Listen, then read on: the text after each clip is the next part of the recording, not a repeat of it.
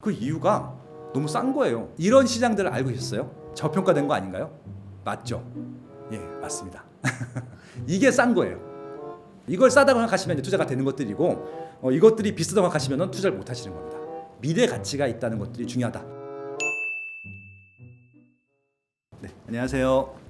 스마트 튜브 부동산 조사 연구소 소장 김학렬입니다. 반갑습니다. 이제 보라TV는 이제 제 가족 같습니다. 그냥 오기만 해도 마음이 편하고요. 좀 교보문고 오기 전에 들렸다 왔는데 그냥 책과 함께하는 곳이라서 그런지 모르겠지만 그냥 마음이 편안하고 저도 와서 책을 읽는 것 같은 느낌이 들기도 합니다. 아무튼 30분 동안 알찬 강연이 될 수 있도록 말씀을 잘 드리도록 하겠습니다.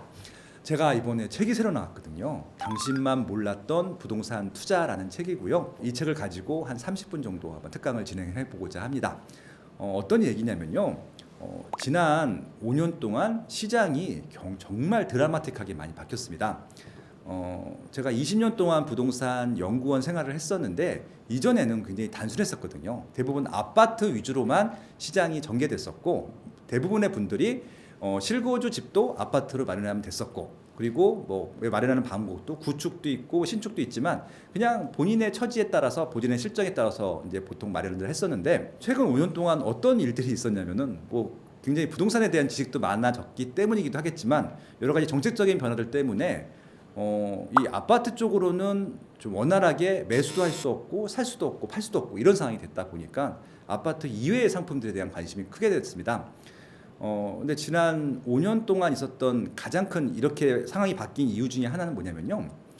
원래 아파트는 일반 아파트, 구축, 신축이 있었는데 이슈가 모든 분들이 다 신축에 관심이 많아지게 된 거예요. 그러다 보니까 2017년도, 18년도까지는 신규 아파트 청약 시장이 대부분 중심이 됐던 겁니다. 그런데 그 전까지는 서울 같은 경우는 가점이 이렇게 높지 않았거든요. 미분양이 나는 경우도 종종 있었고요. 근데 문재인 정부 들어서 너무 희한하게 경쟁률이 2자릿수, 3자릿수 매년 올라가더니 지금은 4자릿수까지 올라가게 됩니다. 그 이유가 너무 싼 거예요. 신규 아파트 청약 그 가격이, 분양가가. 그러다 보니까 본래 아파트를 매수할 생각도 없던 분들까지도 아파트를 청약받기 위해서 청약 공부를 하기 시작했고, 거의 모든 국민들이 청약에 몰리다 보니까 경쟁률이 높아졌고 웬만한 가점으로서는 당첨이 될 수가 없었죠. 그러다 보니까 청약 시장이 핫하긴 한데 일부 당첨 가능한 분들만을 위한 시장이 됐고요. 그것들을 좀 극복하기 위해서 청약 이전 단계인 재건축, 재개발 단계로 아마 많은 분들이 2018년, 19년, 20년도에 공부를 많이 했고 그 시장이 또 핫해지기 시작했습니다.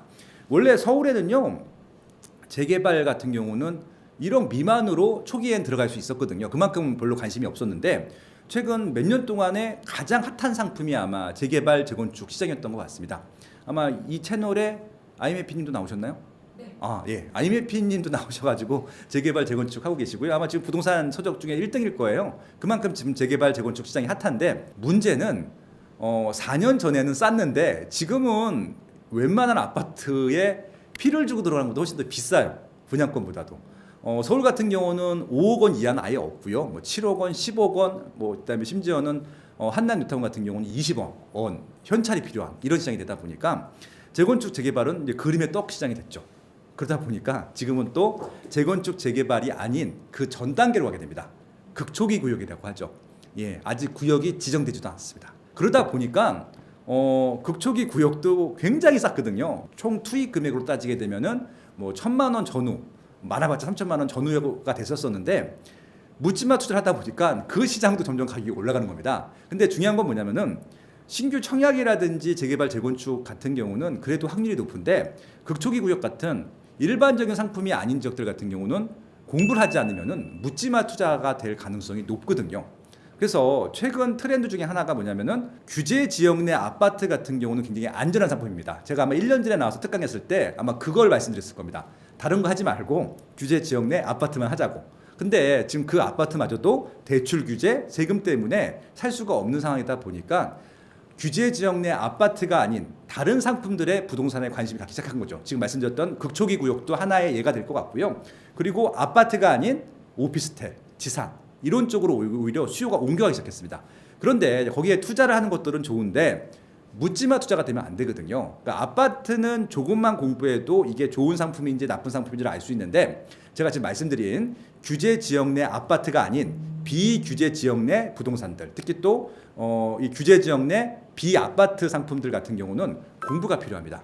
그래서 저는 묻지마 투자를 하지 말고 이왕 투자를 할 거면 제대로 알고 하자라는 목표로 이번 책을 쓰게 된 겁니다. 서두가 길었죠.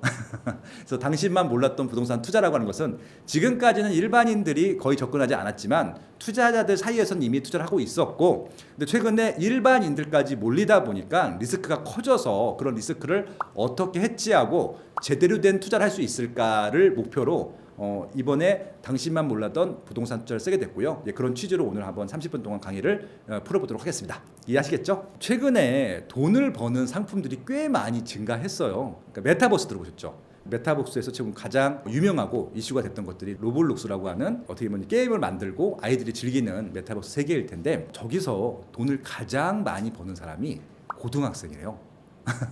한 달에 3억씩 번다고 하더라고요. 어른들은 이걸 몰라요. 네.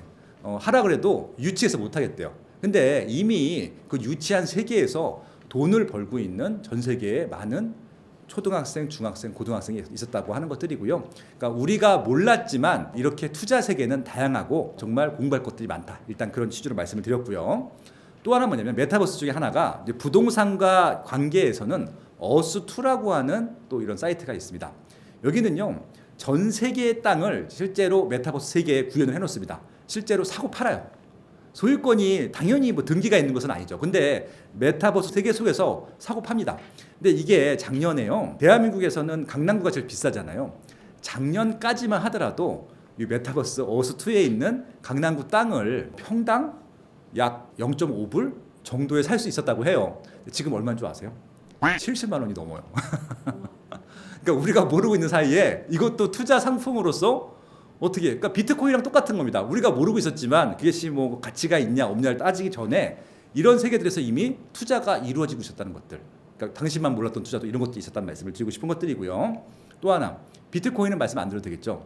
우리가 모르고 있는 사이에 벌써 수십 배, 수천 배가 올랐다라고 하는 것들이고요. 지금도 매일 뉴스에 나오잖아요. 별도로 비트코인에 대한 시황을 중계할 정도로 지금도 7천만 원 전후로 시세가 형성되어 있는 것으로 알고 있는데, 이것도 몇 년 전에만 들어갔었으면 우리가 몰랐던 부동산 투자를 통해서 돈을 많이 벌 수 있었던 그런 것들입니다. 그래서 당신만 몰랐던 투자 중에 하나가 재건축 재개발이라고 서두에 말씀드렸었잖아요. 그렇기 때문에 여러분들이 이것이 단순히 비싸다라고 하는 방법을 접근하시는 것이 아니라 이것이 진짜 내가 산 가격보다 조금 더 비싸게 팔 수 있다라고 하면 투자가 되는 것들이기 때문에 그런 취지로 한번 재건축도 도전해 보시면은 지금도 좀 기회가 있다라고 봅니다. 관리 처분이라든지 분양에 임박한 것들은 사고 팔 수도 없을 뿐더러 이미 비싸기 때문에 큰 메리트가 없지만 초기 단계로 간다 그러면은 충분히 메리트가 있었다라고 하는 겁니다. 한번 문제를 내볼까요? 현재 대한민국 아파트 중에서 평당 가격이 가장 비싼 아파트는 반포주공 1단지입니다. 거래될 수 있는 매물이 좀 간혹 나오거든요. 최근에 거래됐던 것이 32평형이 54억에 거래됐어요. 평당 가격으로 따지게 되면은 1억 6천, 1억 7천 정도 되는 것들이죠. 문제를 내볼게요. 쌉니까? 비쌉니까? 이게 비싸다고 생각하시는 분들은 아직 투자 공부가 안 되신 거고요. 와, 정말 싸다 라고 하시는 분들은 투자 공부가 되신 겁니다. 그걸 좀 떼드리고 싶은 것들이에요. 왜냐하면은 2등 가격을 보세요. 아크로 리버파크입니다. 이거는 많이 들어보셨죠? 서초구 반포동에 있는데 34평형이 45억 원에 거래가 됐어요. 아직 등재는 안 됐지만 평당 한 1억 2천 되죠. 근데 저 아파트는 입주한 지가 2016년도에 입주했으니까 5년 차 됐습니다. 저 아파트는 재건축 가능성은 없죠. 말 그대로 입지 좋은 곳에 새 아파트로서 가치가 있다라고 보시면 될 것 같습니다. 그럼 두 아파트만 이제 비교해 보면은 알겠죠. 아크로 리버파크는 투자 가치보다는 지금 실거주 가치로서 평가를 받는 것들이고요. 반포주공 1단지는 지금 실거주는 할 수는 없지만 미래의 실거주를 위한 투자로서 가치가 있는 상품으로 보시면 될 것 같습니다. 잠시 한번 다시 한번 공개를 해드릴게요. 일단 그걸 기억하고 계시면 좋을 것 같고요. 재개발입니다. 여기는 신길 루타운이라고 하는 곳에 많은 신규 아파트가 입주를 했는데요. 대장은 한가운데에 있는 레미안 에스티움입니다. 왕관 표시가 되어 있죠. 한가운데 17억입니다. 17억 3천만 원에 거래가 됐는데 저 아파트의 분양가는 6억 원 정도였습니다. 6억 원이 안 됐죠. 근데 저 레미안 에스티움이 미분양이었어요. 꽤 오랫동안.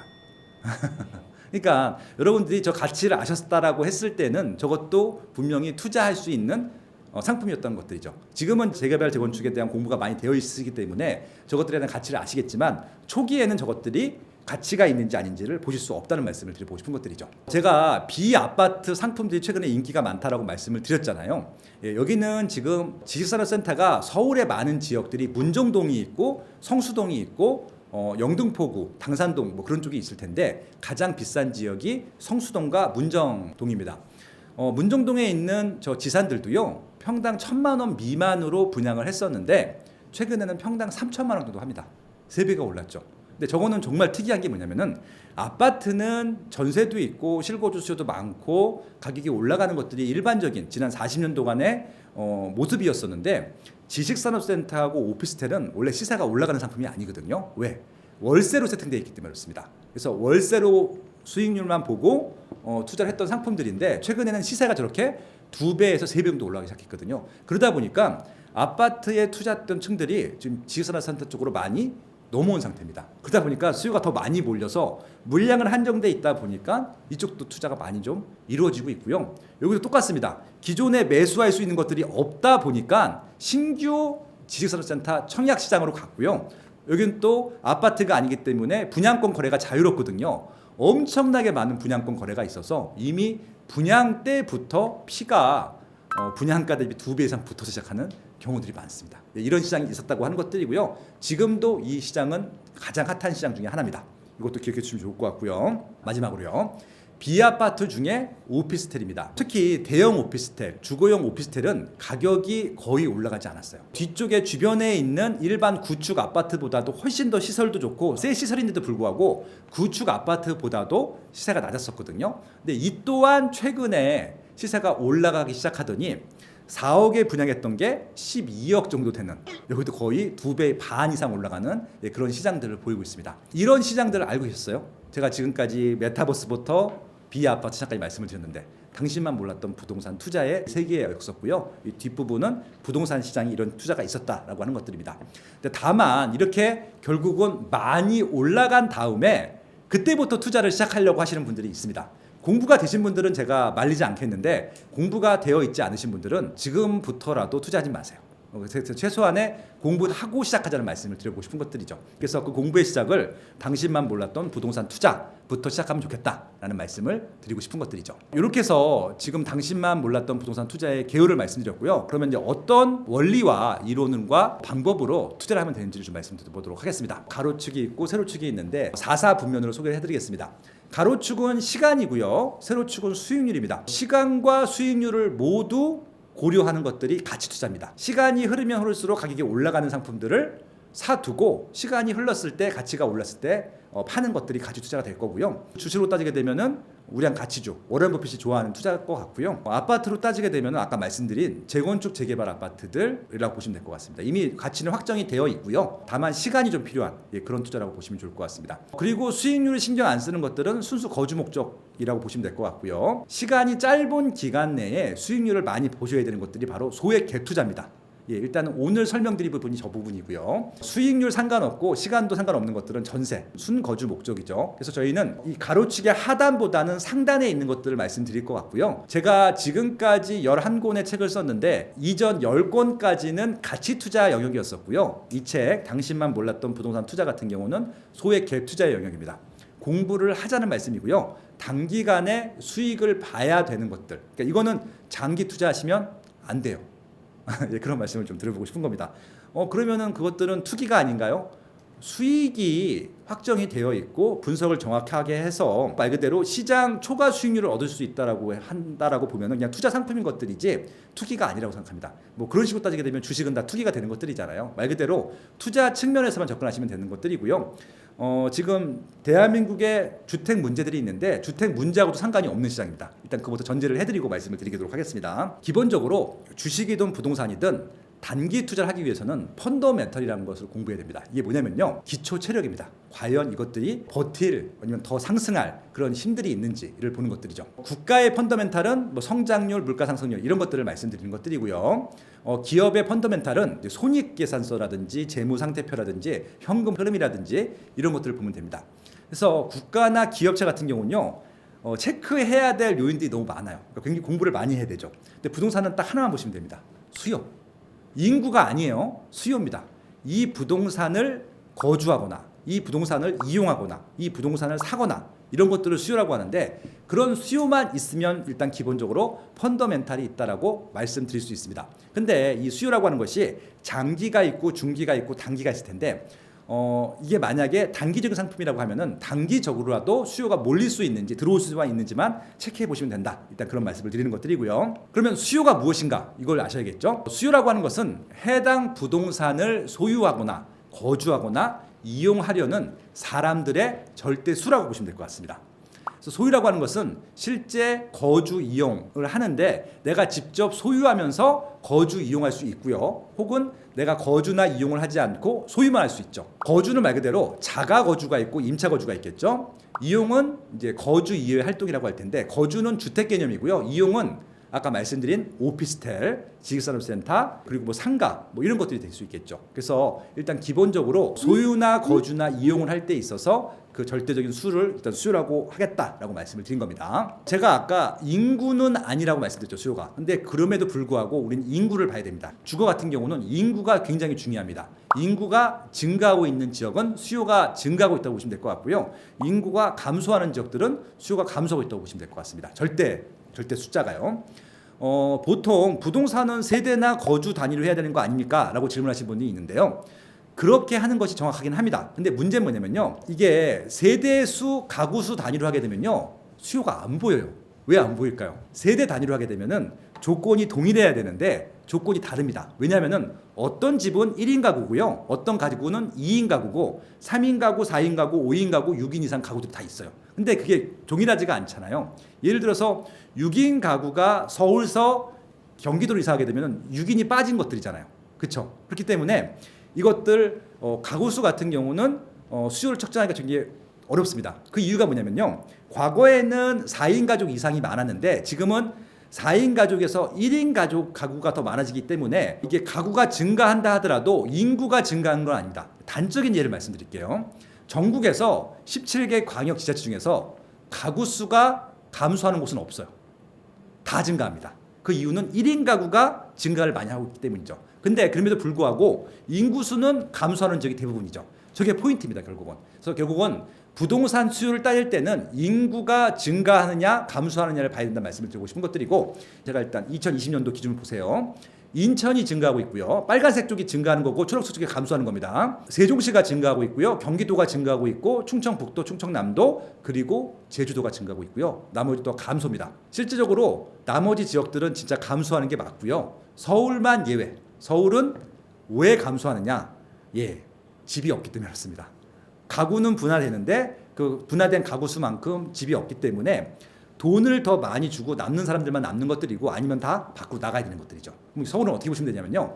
서울, 경기, 인천을 하나의 덩어리로 보시면 됩니다. 그러면은 서울, 경기, 인천은 인구가 증가하느냐?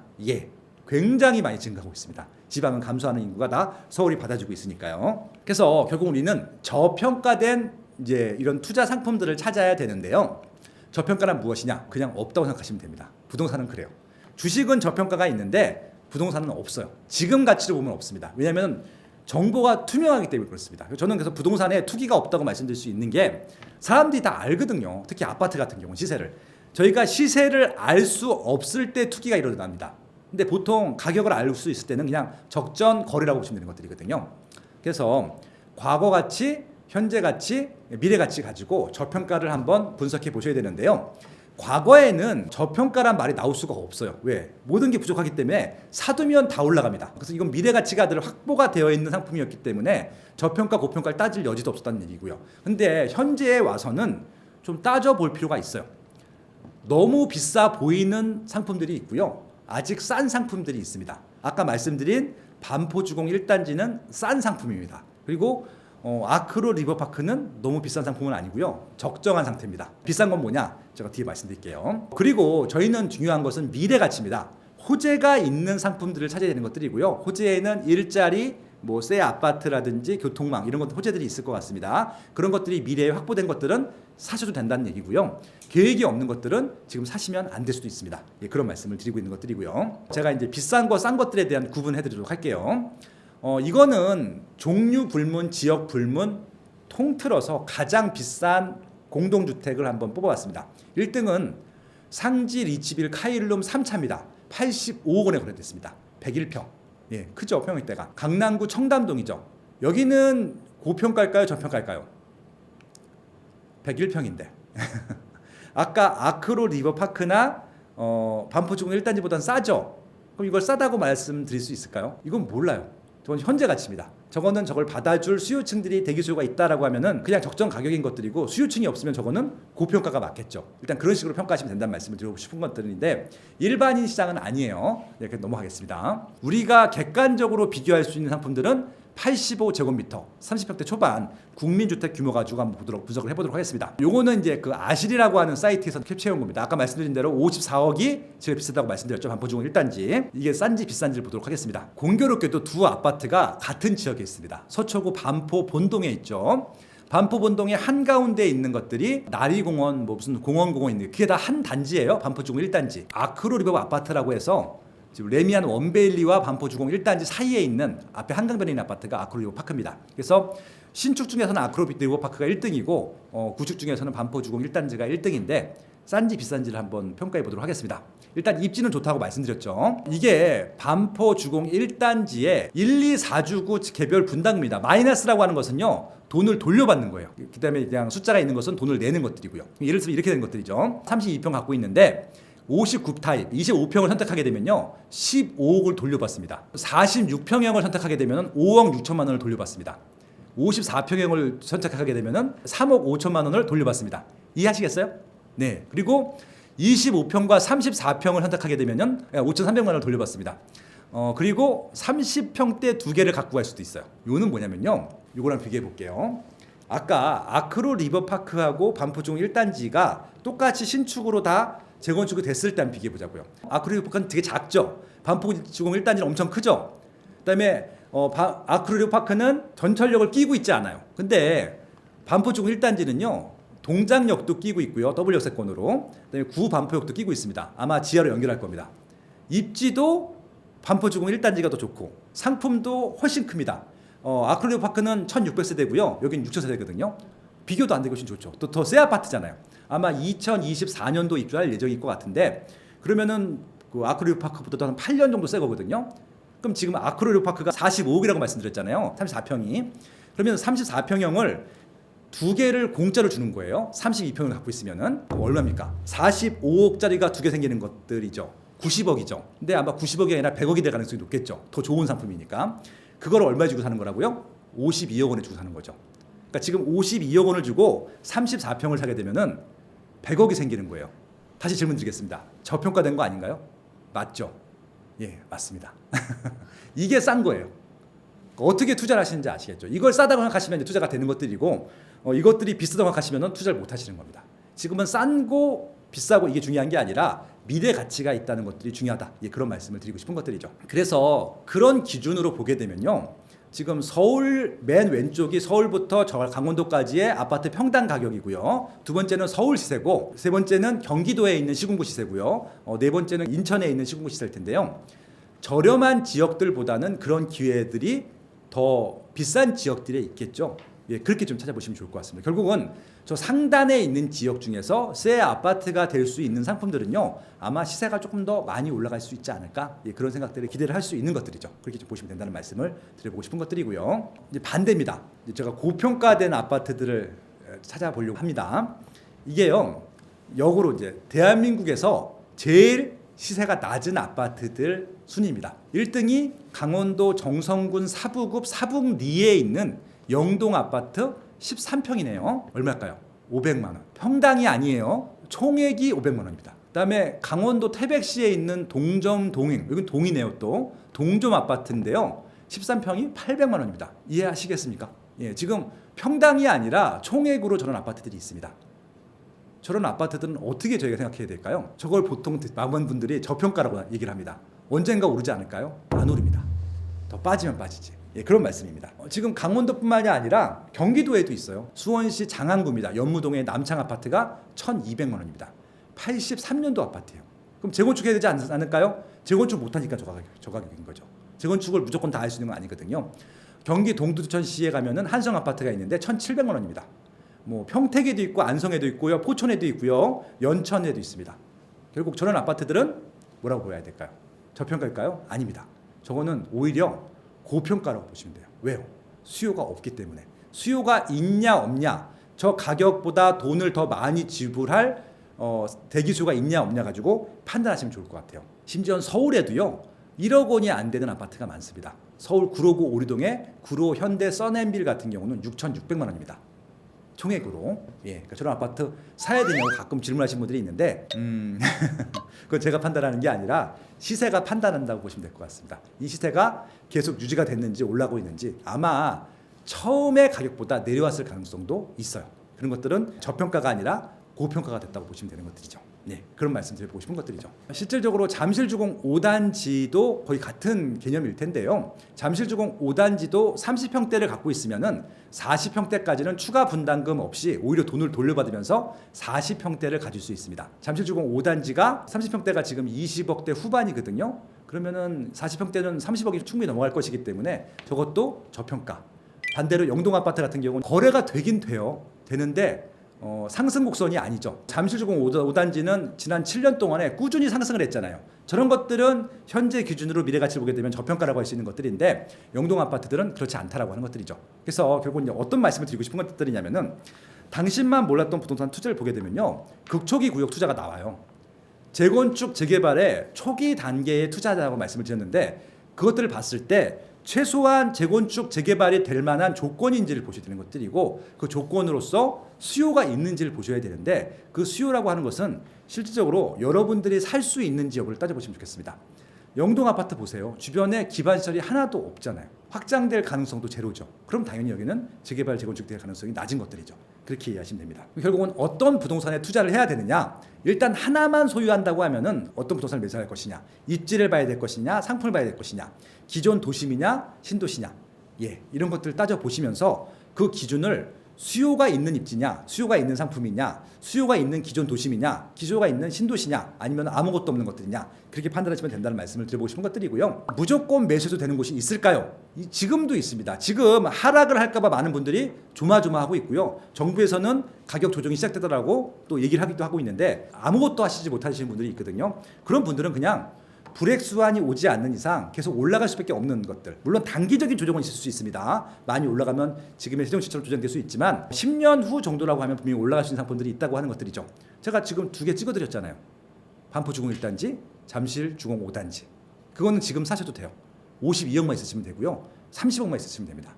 그거는 왜 비쌀까요? 예, 가격이 하락할 가능성이 제로이기 때문에, 그리고 안전마진이 이미 확보했기 때문에, 예, 그러니까 그런 것도 사도 되는 것들이죠. 근데 그렇지 않은 것들은 공부가 더 필요하다라고 하는 겁니다. 그래서 무조건 매수해도 되는 것들은 100%는 없지만 공부를 통해서 그 확률을 높일 수는 있다. 예, 그런 말씀을 드리고 있는 것들이고요. 그래서 그럼 어떤 것들을 봐야 되느냐? 대기 수요가 늘 존재하는 곳을 봐야 된다 말씀드리고요. 대기 수요가 존재하는 곳은 토지 거래 허가 구역 있죠. 예, 저기는 무조건 됩니다. 왜? 정부에서도 수요가 너무 많기 때문에 수요를 좀 잘라내고 있는 것들이거든요. 코어 지역은 무조건 보셔야 되는 게 맞을 것 같고요. 투기 과열지구나 조정 대상 지역도 이것도 늘 규제를 받는 지역이기 때문에 여기도 메인 수요층은 있습니다. 그래서 코어와 메인 수요층들이 있는 지역들은 괜찮은 부동산들이 100%는 아닙니다. 괜찮은 부동산이 많다라고 말씀드릴 수 있는데 배후 수요지가 있어요. 늘 메인이 되지 못하는 것들, 늘 배후 수요지에서 수요가 차고 넘치면 받아주는 지역들은 늘 조심하셔야 된다. 다만 이 지역들은 수요가 넘어오는 타이밍을 잡을 수 있다고 하면은 먼저 투자해서 들어갈 수 있는 여지는 있다. 다만 단타여야 됩니다. 여기는. 그래서 당신만 몰랐던 부동산 투자에 나온 지역들은요, 코어 지역 아니고요, 메인 지역 아니고 배후 수요지 중에서 이런 수요들을 받을 수 있는 것들을 학습을 시켜놓는 그런 책이라고 보시면 될 것 같습니다. 주목해야 될 입지들이 있을 텐데 기본적으로 일자리가 많거나 증가하는 지역들은 주목하셔도 될 것 같고요. 일자리와 연결되는 교통망이 좋아지는 지역들도 주목해 볼 필요가 있을 것 같고요. 일자리의 명품 베드타운이 되는 지역들도 주목해 볼 필요가 있을 것 같고요. 중요한 거, 경쟁 물량이 많지 않아야 돼요. 많게 되면요, 단기 투자를 할 수가 없어요. 예, 그런 부분들도 한번 조심하실 필요가 있다 말씀이고요. 수요가 감소하는 지역, 아까 제가 일자리 감소하기 때문에 인구가 감소한다고 말씀드렸죠. 지방의 광역시들, 도지역들, 그리고 비선호 시설들이 밀집되어 있는 지역들이 있습니다. 그런 지역들은 또 수요가 증가하지 않고 감소합니다. 입지가 좋은 신도시들이 많이 생기게 되면요, 입지가 나쁜 구도시의 수요는 감소하거든요. 지금 경기도나 인천의 몇몇 지역들이 지금도 그렇습니다. 지방도 마찬가지고요. 그리고 입지 호재가 없거나 상품 호재가 없으면은 들어가시면 안 돼요. 수익이 날 가능성이 낮습니다. 그렇게 보시면 된다는 말씀이고요. 네, 이렇게 해서 제가 주요 미니 특강을 했고요. 나머지 얘기들은 인터뷰를 통해서 풀어드리도록 하겠습니다. 제가 빠숑의 세상 답사기라는 블로그와 그리고 스마트튜브 경제 아카데미를 통해서 매일매일 이런 강의들도 하고 있고 칼럼들을 쓰고 있으니까요. 필요하신 분들은 들어오시면 좋을 것 같고요. 보라TV 사랑해 주시는 것처럼 빠숑의 세상 답사기 유튜브도 사랑해 주시면 감사하겠다는 말씀을 드리면서 오늘 미니 특강을 마무리하도록 하겠습니다. 건강하시고요. 예, 고맙습니다.